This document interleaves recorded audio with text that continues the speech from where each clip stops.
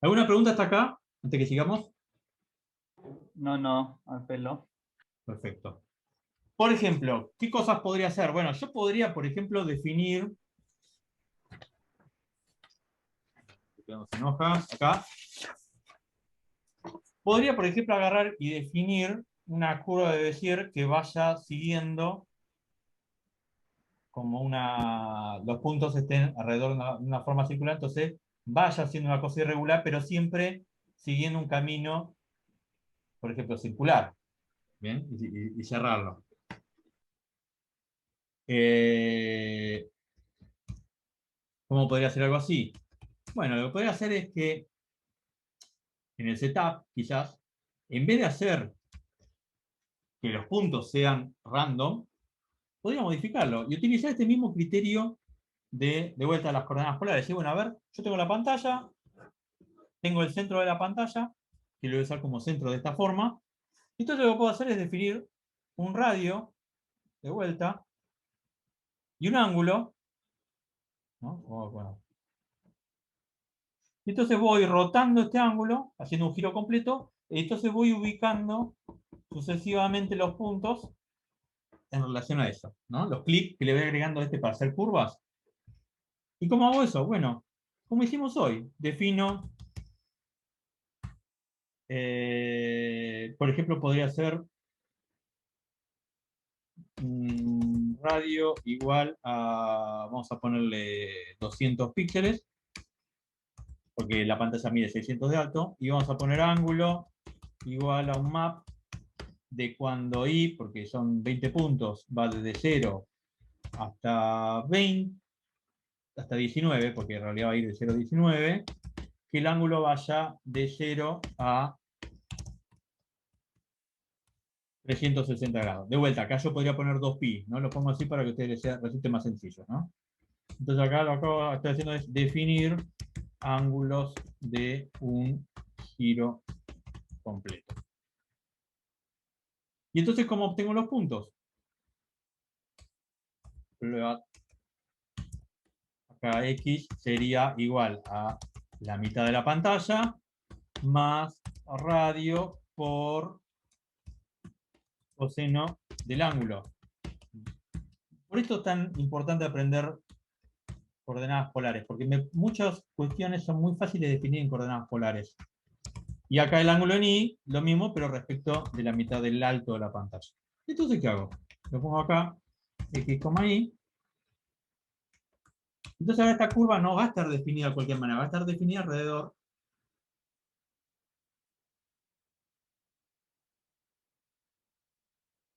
de una vuelta, o sea, está muy rulada, pero en el fondo está siguiendo una forma circular.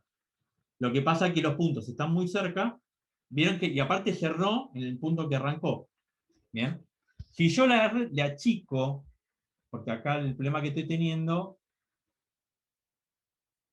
es que este tamaño radio, que es el tamaño de radio de los puntos de control, es de 300, es muy grande para algo que está, un puntito que está tan cerca. Vamos a ponerle 100, por ejemplo. Pues ahora va a ser creo que va a ser más evidente esta cosa de que la forma va a ir zigzagueando, pero va a terminar haciendo un giro.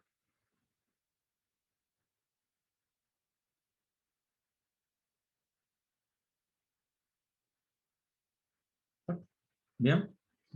Y cada vez que lo ejecute, esto con ecuaciones paramétricas se puede hacer, pero ya es como mucho más difícil este tipo de control. Yo podría hacer que las curvas estas vayan zigzagueando, pero vaya siguiendo toda una forma determinada, ¿no?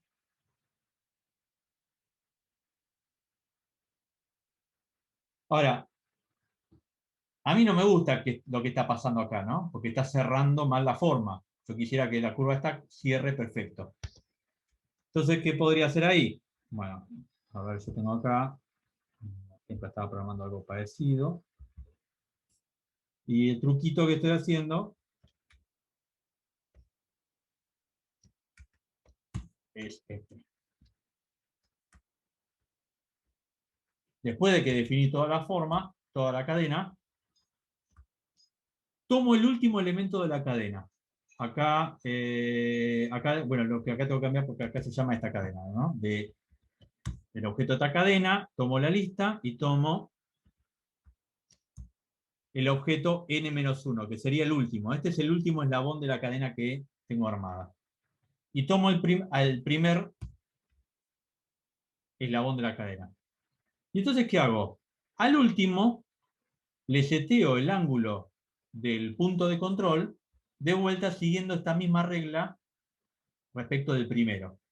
Bien, esta regla de que el ángulo sea 180, lo que les había explicado en, esperen que me encuentre, acá, ¿no? Esta idea de acá, ¿no? Lo que hago es, si estoy haciendo toda una forma, si tuviera que hacer otro punto por acá, una curva que siguiera, ¿no?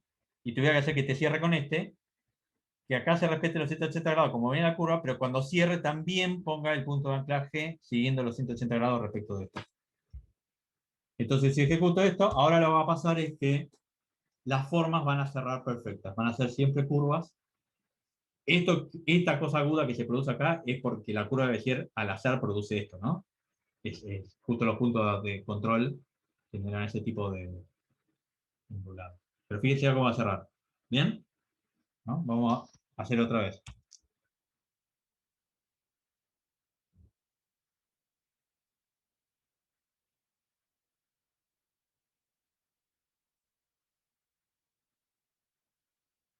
La velocidad con la que hace depende de la cantidad de pasos, o de la cantidad de pasos que en el tiempo, o la cantidad de pasos que divido las curvas.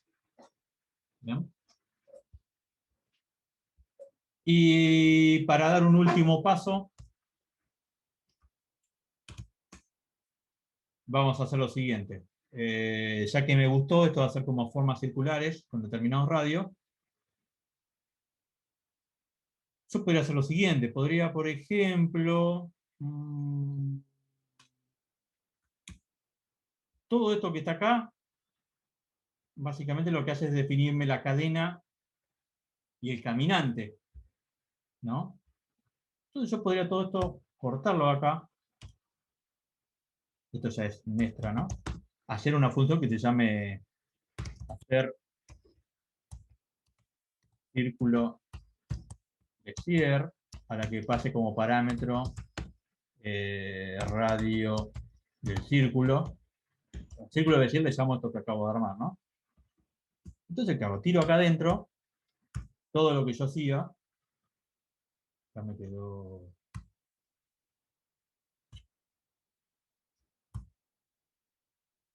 Y el radio este que está acá no lo voy a definir de esta manera, lo voy a definir en función de lo que le pase a la función.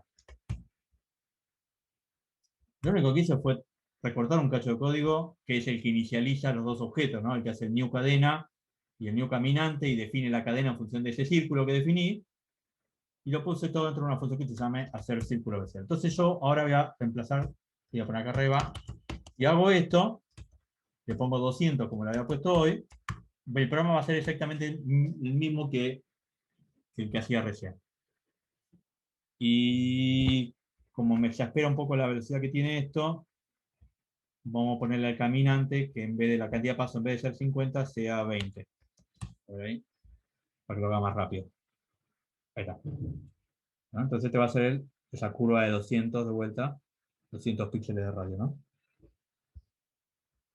Pero una vez que hice esto, yo podría ver cuándo es que termina de hacer este circulito, ¿no? ¿Y cuándo es que termina de hacer el circulito? Bueno, el circulito lo termina de hacer cuando esta condición deja de ser cierta, es decir, cuando la cantidad, el número de tramos que estoy manejando deja de ser menor que la cantidad de tramos, es porque ya estoy pidiendo un tramo que no existe. Entonces voy a hacer lo siguiente, vamos a venir acá, vamos a crear una variable booleana que va a llamar activo y que la voy a poner de entrada en true. Voy a decir que esto arranca activo. Pero cuando esta condición deja de cumplirse, es decir, acá podemos hacer un else, lo que voy a decir es que activo es igual a false. ¿Bien? Ahí lo que estoy diciendo es que esto dejó de estar activo. ¿Por qué voy a hacer esto con el objeto? Porque esto me permite, por ejemplo, acá en el draw, preguntar si caminante no está más activo. ¿Cómo hago eso? Bueno, le pongo un not adelante de esto. ¿Esto qué quiere decir? Que el objeto caminante dejó de dibujar el círculo que yo le pedí en su momento. Entonces yo puedo hacer esto. Yo podría decirle, bueno, a ver, vamos a arrancar inicialmente con un radio de 100.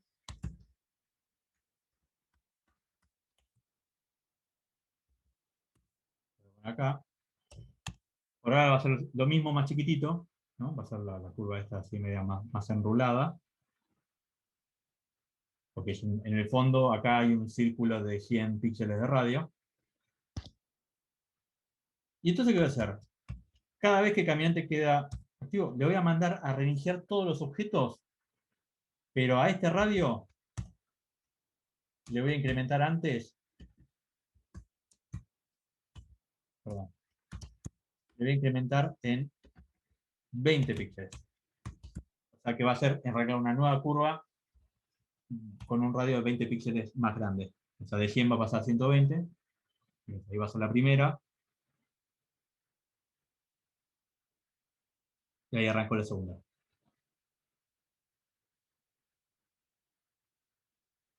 Y ahí arrancó la tercera. Si quieren lo hago más lejos para que se vea. Después lo vuelvo a hacer así cerquita. La primera curva.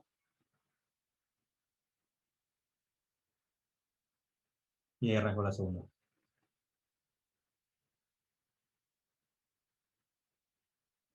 Y ahí arrancó la tercera.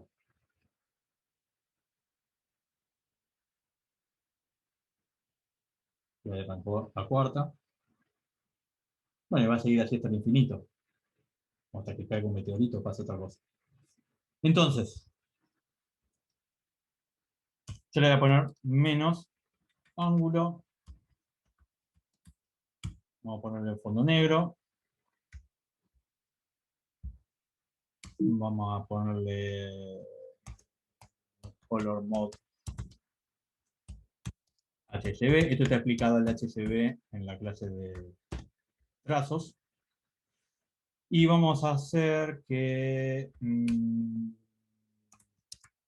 el tinte del color sea un map de cuando el radio vaya de 100, que es el primer valor, hasta, pongamos, 600. Entonces el tinte vaya del color amarillo, que está cerca del 42 en el HCB, hasta el rojo, que es el 255. Y entonces hacemos un fill de, no, fill no, stroke, porque estos son trazos, de tinte a 255. O sea, vamos a hacer todos estos colores, va a ser un degradé de colores, o sea, cada nueva línea va a ser un color distinto, que va a ir del amarillo hasta el rojo, pasando por el verde y el azul. Y ejecutamos. Y ¿qué pasó? Stroke está bien, 225, color modo HCD. No, perdón, esto lo tengo que hacer acá, antes de dibujar, porque si no el primero no lo hace. Ahí está. Ahí está. La primera curvita va a ser amarilla. La siguiente ya va a sacar un poquito más al verde, seguramente. Ahí está.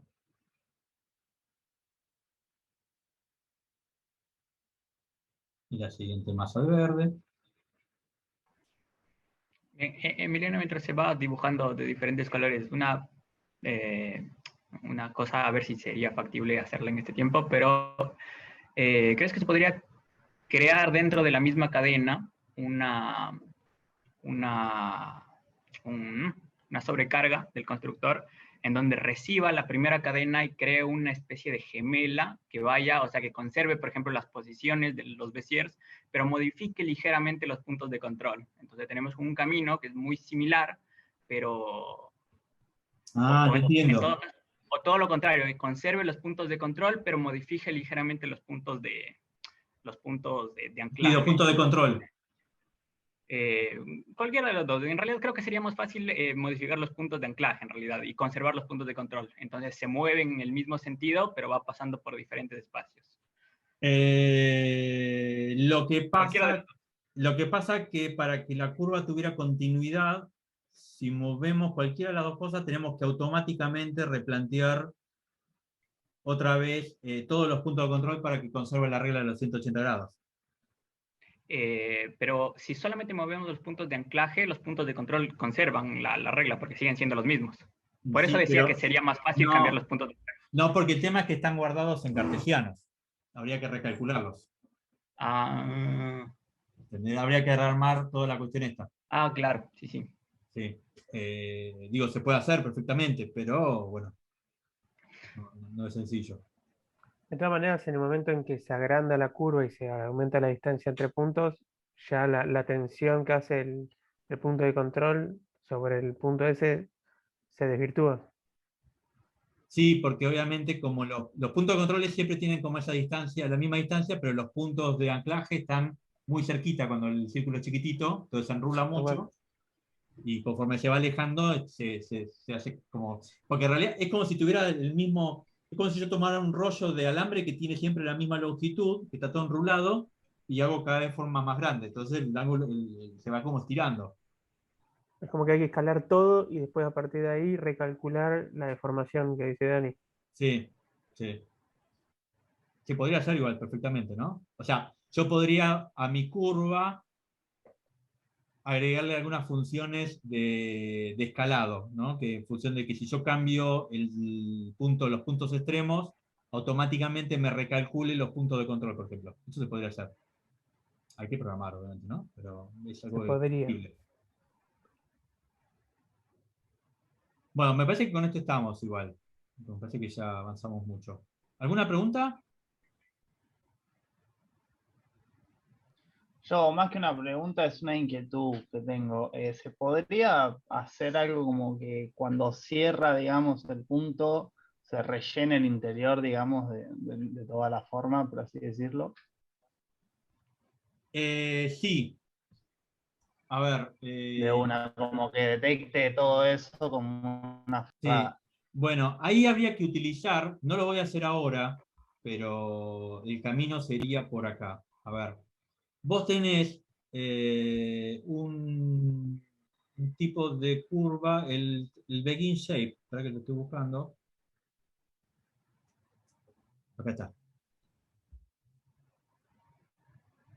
Esta instrucción, begin shape y end shape, te permite que vos le pases una serie de vértices internos, digamos, ¿no? Una secuencia de vértices, y entonces cierra una forma, como está pasando acá, por ejemplo, con el formato close.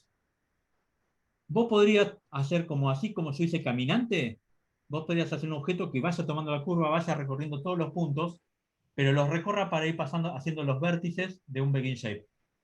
¿Bien?